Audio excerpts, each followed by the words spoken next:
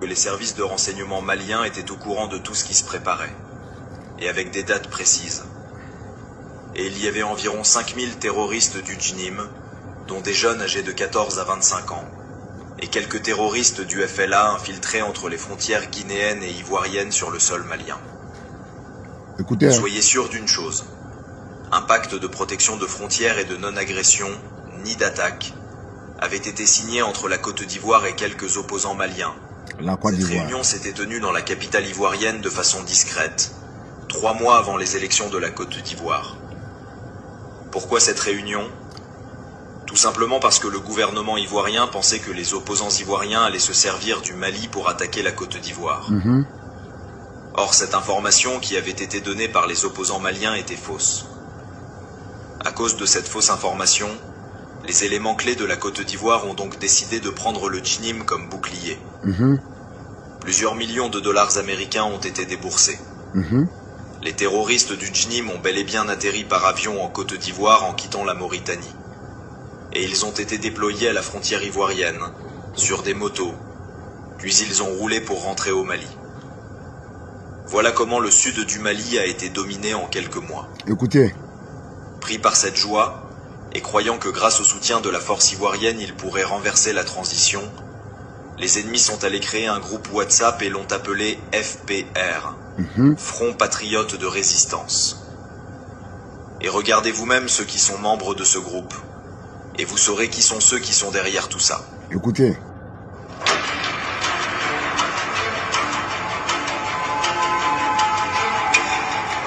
La Côte d'Ivoire fait tout seulement que le Mali et le Burkina et le Niger tombent. Avec la complicité des Occidentaux. C'est pas simple. Mais nous, on est restés unis là. La force là, c'est ça. Écoutez, c'est pas encore terminé. C'est pas encore terminé. Non. Il va vous revenir. Sûr et certain. Ça veut dire, nous, Africains, on a tout un problème. On ne s'aime pas. On ne veut pas se faire développer. On ne veut pas développer. Mais ce qu'ils ne savent pas, Écoutez. tous ceux qui ont des arrobases, nous savons ce qu'ils font. Il est impossible de nous échapper. Lorsque le JNIM a pénétré le sol malien, le gouvernement a interdit alors de vendre le carburant dans les villages. Et les drones ont commencé à les bombarder. Lorsqu'ils ont remarqué qu'ils étaient en train de perdre du personnel, alors ils ont commencé à s'attaquer aux motos des habitants des villages. Vous entendez? Lorsqu'ils rencontrent un habitant en circulation, en allant au champ, il vide son réservoir. Ou encore il lui arrache sa moto pour pouvoir continuer leur route. Tellement qu'ils avaient le manque de carburant, il fallait voler. C'est ainsi qu'ils ont commencé à s'attaquer au convoi de carburant. Vous entendez? Leur objectif était de pouvoir voler du carburant et s'approvisionner. Alors ils ont commencé à s'en prendre aux biens de la population. Oui. Mais ce qu'ils ont oublié, c'est qu'ils venaient de montrer leur vrai visage à la population. Pendant ce temps, les drones maliens les neutralisaient centaines par centaines comme des fourmis. À chaque fois qu'ils se regroupaient, ils étaient bombardés. Tous leurs plans étaient fauchés. Il était impossible d'avancer vers la capitale malienne, car l'idée était simple.